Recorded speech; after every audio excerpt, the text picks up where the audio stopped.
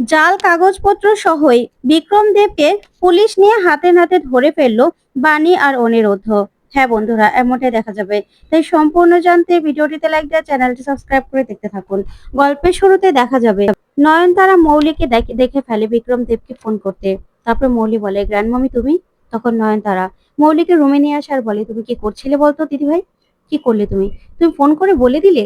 তখন মৌলি বলে, যা করেছি আমি বেশ করেছি, যা করেছি ভালোর জন্য করেছি। তখন নয়নতারা বলে, না তুমি ভালো করনি। তুমি জানো কত কষ্ট করে অনিরুদ্ধ আর বাণী ওই বিক্রম দেবের ঘরে ঢুকেছিল কাগজপত্র খোঁজার জন্য, আর তুমি কিনা সেটা সবকিছু বিক্রম দেবকে জানিয়ে দিলে। তখন মৌলি বলে, বা গ্র্যান্ড মামি, তুমি আবার দেখছি বাণী আর অনিরুদ্ধর হয়ে কথা বলছো। বাহ, আমি তো ভাবতেই পারছি না। তখন নয়নতারা বলে, হ্যাঁ বলছি, বলতে বাধ্য হচ্ছি, কারণ বাণী আর অনিরুদ্ধ কি করছে, আমাদেরকে এখান থেকে উদ্ধার করার চেষ্টা করছে। আর তুমি তুমি কি করছো? তুমি সবকিছু ভেস্তে দিচ্ছ। আচ্ছা তুমি আমাকে সত্যিটা বলো তো, তোমার সঙ্গে বিক্রম দেবের কি ডিল হয়েছে? কি কথা হয়েছে বলো? কততে রফা দফা হয়েছে? আমাকে সবটা বলো দিদি ভাই। তখন মৌলি বলে, না না গ্র্যান্ড মামি, তেমন কিছুই না, দেখো আমি যা করছি তোমার আর আমার ভালোর জন্যই তো করছি। তখন নয়নতারা বলে, না, একদম না, তুমি আমার জন্য কিচ্ছু করছো না, তুমি যা করছো নিজের জন্য করছো। বলো, বলো বিক্রম দেবের সঙ্গে তোমার কি কথা হয়েছে? আমাকে না বললে না তুমি টিকতে পারবে না। আর তুমি কি ভুলে গেছো আমি নয়নতারা রায়, তোমার ভাগ্য লিখেছিলাম। তখন মৌলি বলে, গ্র্যান্ড মামি, তুমি আমাকে ভুল বুঝছো। আসলে আমি তোমার আর আমার কথা ভেবেই তো এগুলো করছি। দেখো, আমাকে আর তোমাকে যেন কাজ করতে না হয় সে ব্যবস্থাই তো করছি। তখন নয়নতারা বলে, তোমার কি আমাকে বোকা মনে হয়? তুমি আমার জন্য কিচ্ছু করছো না। আমাকে বোকা ভেবো না দিদি ভাই, এখনো সময় আছে। তুমি আমাকে বলো যে কি কথা হয়েছে তোমার ওই বিক্রম দেবের সঙ্গে? বিক্রম দেব না হলে তোমাকে জেলে পাঠালো না, তোমাকে দিয়ে কোনো কাজ করাচ্ছে না, নিশ্চয়ই কোনো না কোনো কারণ রয়েছে। তখন মৌলি বলে, আমি তোমাকে বলতে রাজি নই, আমি তোমাকে বলবো না। তখন নয়নতারা বলে, তাই নাকি?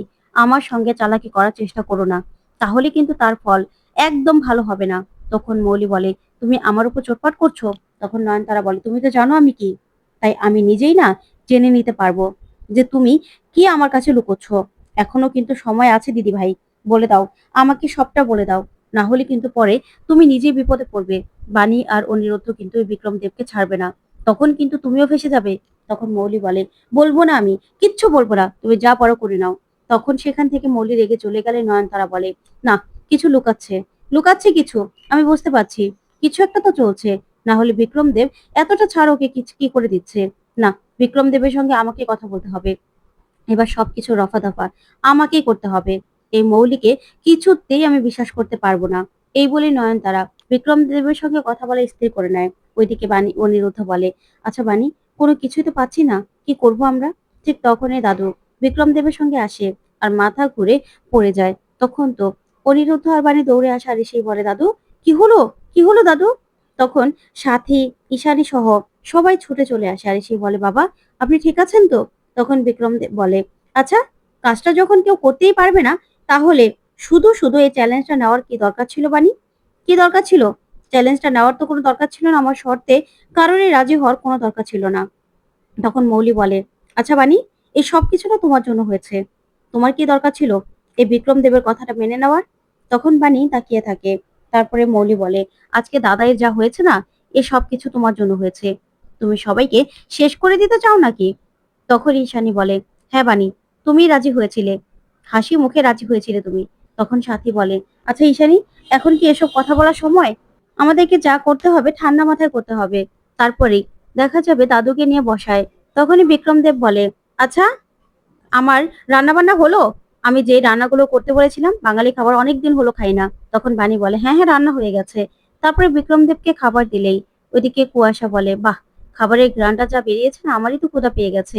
তখনই বিক্রম দেব মনে মনে বলে, না না, আমি কিছুতেই ওদের বিশ্বাস করতে পারবো না, সকালে খাবার নিয়ে যা হলো। তখন বিক্রম দেব মনে মনে কিছু একটা ভাবতে থাকে। তখন বানি বলে, কি হলো স্যার, খান, আপনার জন্য সব রেডি করা হয়েছে, খাবারটা খেয়ে নিন। তখনই বিক্রম দেব চালাকি করে তানিয়াকে ডাকে আর বলে, তানিয়া একটু খেয়ে নাও তো, দেখো তো খাবারটা কেমন হয়েছে। তখন তো বানি বুঝতে পারে বিক্রম দেবের চাল। তখন তানিয়া কিছুতেই খাচ্ছে না। ওইদিকে বানি বলে, স্যার আপনি চিন্তা করবেন না, এক জিনিস আমি দুবার করি না, আপনি খেয়ে নিন নিশ্চিন্তে। তারপর বানির কথা শুনেই বিক্রম দেব খাওয়া শুরু করে। তারপর বিক্রম দেবের খাওয়া শেষ হয়ে গেলে সেখান থেকে চলে যায়। ওইদিকে বিদ্যুৎ আসে আর এসেই বলে, তানিয়া। তখন অনিরুদ্ধ বাণী রেগে যায়। তানিয়াকে রুমে পাঠিয়ে দিলে অনিরুদ্ধ বলে, আচ্ছা বিদ্যুৎ, বারবার তুমি কেন এখানে আসছো বলো তো? তখন বিদ্যুৎ বলে, আমি কি করেছি? আমি তো আমার মেয়েকে দেখতে আসতেই পারি। তখন বাণী বলে, না, মাম্মাম শুধু আমার আর মিস্টার চ্যাটার্জির সন্তান, তোমার কেউ না। তখনই বিদ্যুৎ বলে, শোন বাণী, তুই বললেই তো আর সব মিথ্যে হয়ে যাবে না। আর তাছাড়া শিশু অধিদপ্তর থেকে কিন্তু আমাকে বলেছে আমার মেয়ের খেয়াল আমি রাখতে পারবো, মেয়ের খোঁজ খবর আমি এখানে এসে নিতে পারবো। তাছাড়া বিক্রম দেবকে বলে কিন্তু আমি এখানে থাকার ব্যবস্থা করেই নিতে পারি। তার জন্য তোরা কিন্তু কোনো কিছু আমাকে বলতে পারিস না, বুঝতে পেরেছিস? তখনই বাণী বলে, আচ্ছা, বিক্রম দেব কদিনের জন্য এই বাড়িটা দখল করেছে মানে যে বিক্রম দেবের বাড়িটা হয়ে গেছে তা কিন্তু নয়। তখন অনিরুদ্ধ বলে, খুব তাড়াতাড়ি এই বাড়ি আমরা ফেরত নিয়ে নেব। উনি জাল ভাবে আমাদের সবকিছু কেড়ে নিয়েছে তো, তাই তোমারও না এত খুশি হওয়ার কোনো কারণ নেই। তারপরে সেখান থেকে বিদ্যুৎ চলে যায়। ওইদিকে তানিয়া একটা টিকটিকি নিয়ে আসে আর বলে, ওই দুষ্টু দাদুটা টিকটিকি ভয় পায় তো, আজকে দেখি কি করে।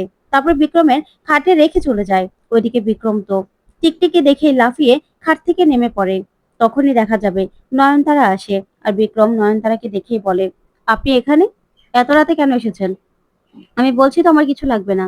তখন নয়নতারা বলে, হ্যাঁ হ্যাঁ, আপনার লাগবে না, কিন্তু আমার লাগবে।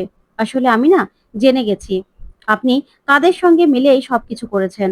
তখন বিক্রম বলে, মানে? তখন নয়নতারা বলে, হ্যাঁ, আসলে আপনি না বড্ড বোকা। আমি ভেবেছিলাম যে আপনি খুব চালাক, নিজে নিজেই নিজেকে অনেক চালাক ভাবেন, তাই না? না হলে এই চুনোপুটিদের দিয়ে কেউ কাজ করায় নাকি? আসল ভিলেন কি আপনি চিনতে পারলেন না? তখন বিক্রম বলে, মানে আসল ভিলেনটা কে শুনি? কার সঙ্গে হাত মেলালে আমার লাভ হতো? তখন নয়নতারা বলে, আসলে আমি না কিছু বলতে চাই না, তবে এই যে মৌলি রায়ের সঙ্গে আপনি হাত মিলিয়েছেন না, মৌলি রায়ের আমাকে ছাড়া কোনো অস্তিত্বই থাকতো না। আমি আছি বলেই না ও আছে, ওর অস্তিত্ব আছে। তাই আপনি মৌলি রায়ের সঙ্গে হাত মেলালেন, অথচ আমি যে আছি আমার কথা আপনি ভাবলেনই না। আমার সঙ্গে হাত মেলালে আপনার কাজটা আরো সহজ হতো। তখন বিক্রম বলে, মানে আপনার সঙ্গে আমার হাত মেলাতে হবে না, আর শুনুন, আপনাকে কিছু করতে হবে না। তখন নয়নতারা বলে, সে আমাকেই লাগবে। তখন তো বিক্রম নয়নতারার কথাগুলো ভাবতে থাকে। অন্যদিকে বিদ্যুৎ কুয়াশার পা টিপছে আর বলছে, আচ্ছা কুয়াশা, তুমি তো অনেক টাকা মাইনে পাও, সে তো অনেক টাকা, আমাকে একটা চাকরি পাইয়ে দাও না। ঠিক তখনই অনিরুদ্ধ আর বাণী সেখানে আসে। তখন কুয়াশা রেগে যায় আর বলে, তোমরা তোমরা এখানে কেন এসেছো? জানো না বিক্রম স্যারের অ্যাসিস্ট্যান্ট আমি, আমার সঙ্গে দেখা করতে হলেও না অ্যাপয়েন্টমেন্ট নেওয়া লাগে। তখন বাণী বলে, তাই নাকি? কার থেকে অ্যাপয়েন্টমেন্টটা নেবো শুনি? শোনো কুয়াশা, তোমাকে ভালোই ভালো আমি সাবধান করে দিচ্ছি। ওই বিক্রম দেবের একটা চাকরি পেয়ে তুমি নিজেকে অনেক কিছু মনে করছো, তাই না? কিন্তু বিক্রম দেব যে জাল কাগজপত্র দিয়ে আমাদের বাড়ি দখল করেছে না, ব্যবসা দখল করেছে না, সব কাগজপত্র আমরা হাতে পেয়ে গেছি। তাই তোমাকে আমরা সাবধান করতে এসেছি। তুমি যে লাফালাফিটা করছো না, সেই লাফালাফিটা খুব তাড়াতাড়ি বন্ধ হয়ে যাবে। বিক্রম দেব তো থানায় যাবেই, আর সাথে সাথে তুমিও যাবে। তোমাকে তো আগেও আমরা জেলে পাঠিয়েছি, তাই তোমাকে সাবধান করছি। এখনো সময় আছে, এখনো নিজে সংযত হয়ে যাও। তখন কুয়াশা বলে, মানে? তখন অনিরুদ্ধা বাণী বলে, হ্যাঁ, আমরা শুধুমাত্র সাবধান করতে এসেছি, কারণ ওই বিক্রম দেবের না মেয়াদ বেশি দিন নেই। তাই তুমি কি করবে তুমি ভেবে নাও। ওই বিক্রম দেবের সঙ্গে থেকে তুমি ফেঁসে যাবে, নাকি নিজে থেকেই আগে থেকে কেটে পড়বে, সেটা তুমি বুঝে নাও। তখন তো কুয়াশা প্রচন্ড ভয় পেয়ে যায়। ওইদিকে অনিরুদ্ধ আর বাণী বলে, ব্যাস, এই কথাগুলোই না বলা ছিল, সেজন্য আমরা এসেছিলাম। এই বলে ওরা বেরিয়ে যায়। তখন অনিরুদ্ধ বাণীকে বলে, আচ্ছা বাণী, কাজটা হবে তো? তখন বাণী বলে, হ্যাঁ মিস্টার চ্যাটার্জি, দেখুন না, কুয়াশা এমনিতে যত শক্ত থাকার নাটক করুক না কেন, কুয়াশা ভয় পেয়ে গেছে আমি জানি। আর বিক্রম দেবকে ঠিক ফোন করবে বা জানাবে যে আমরা কি কি বলেছি। তখনই বিক্রম দেব আসল কাগজপত্রগুলো কোথায় রেখেছে দেখতে যাবে আর আমরা পিছু নেব। তারপরে দেখা যাবে সকালবেলায় অনিরুদ্ধ আর বাণী ভিতরে আসে। এসেই দেখে যে সাথী, ঈশানী, দাদু সহ সবার মন খারাপ, মুখ গোমড়া করে সবাই দাঁড়িয়ে আছে। তখন দেখা যাবে অনিরুদ্ধ আর বাণী বলে, আচ্ছা তোমরা মন খারাপ করে আছো কেন বলো তো?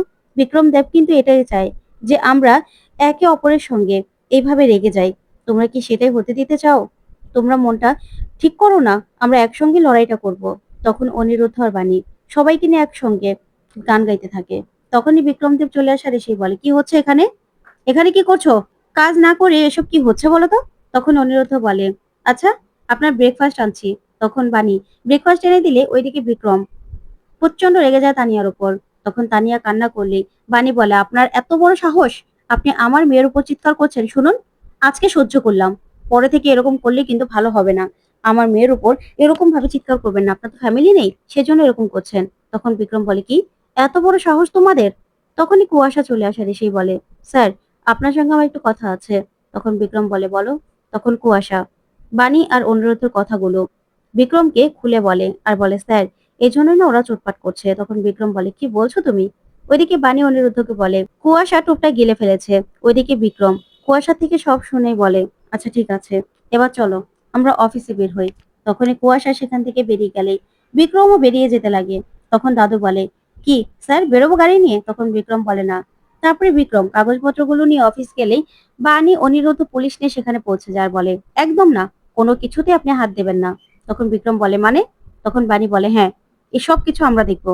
তখন অনিরুদ্ধ আর বাণী সবকিছু ঘেটে ঘেটে দেখতে থাকি কোথায় আছে সেই কাগজপত্রগুলো। তখন অফিসারকে বিক্রম বলে, আচ্ছা অফিসার, সার্চ ওয়ারেন্ট আছে আপনার কাছে? আপনি যে মাথা নিচু করে দাঁড়িয়ে আছেন, ওরা যে এই যে আমার পুরো অফিস তন্ন তন্ন করে খুঁজছে, আপনি কিছু বলবেন না? না? আর শোনো বাণী অনিরুদ্ধ, তোমরা কি ভেবেছিলে কুয়াশার কথায় আমি কাগজপত্রগুলো তোমাদের কথায় বের করে ফেলবো? না, অসম্ভব। তোমরা কোনোদিন ওই কাগজপত্র পাবে না।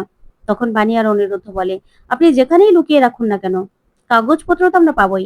তখন বিক্রম বলে, আমার নামও বিক্রম দেব, আমাকে তোমরা চিনো না, কিচ্ছু করতে পারবে না। তখন বাণী বলে, আমি কয়েকদিনের মধ্যে আপনার কাছ থেকে সবকিছু ফেরত নেব, সবকিছু। তো বন্ধুরা, কেমন লাগলো আজকের আপডেট? কমেন্ট করে জানাতে ভুলবে না। ধন্যবাদ।